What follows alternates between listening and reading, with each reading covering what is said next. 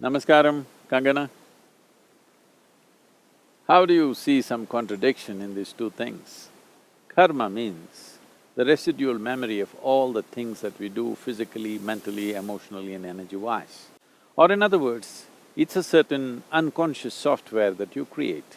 It is a certain amount of memory which rules your life on various levels. There is a physical memory, there is a psychological memory, emotional memory and energy levels of memory. All these things put together, it rules your life. So memory means however much it is a limited boundary.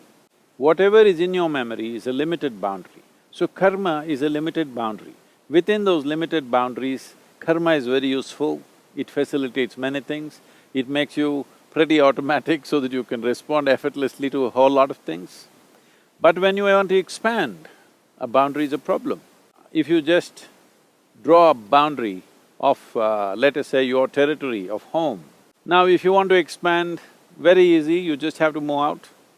But suppose because there were certain threats to your existence, threats to your survival, you built a thick wall, like a fortress around you. Now, you feel safe when there are threats, but suppose there is no threat to your life in any way, then you naturally want to expand. When you want to expand, moving this huge wall and expanding your boundary becomes very difficult. Most probably you will not expand simply because the wall, how to take the wall to another place? So similarly, karma or the karmic memory is a certain wall that you set up. If you don't loosen it up, if you do not bring inclusiveness into your system, inclusiveness is not just as an idea of being friendly with everybody. Inclusiveness into your system, when I say inclusiveness into your system, as you exist here we are in this jungle, what this tree is exhaling, I'm inhaling, what I'm exhaling, the tree is inhaling.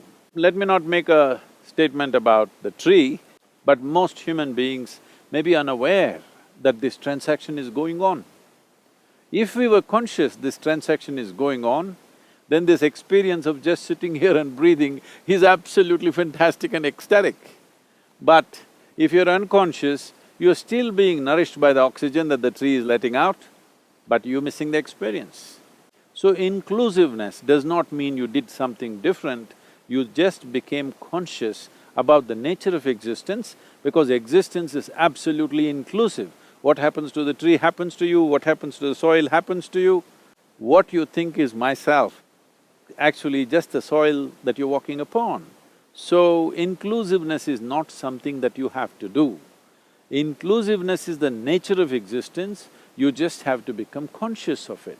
Karma is the nature of your individual existence, you have to just become conscious of the limitations of your karmic boundaries.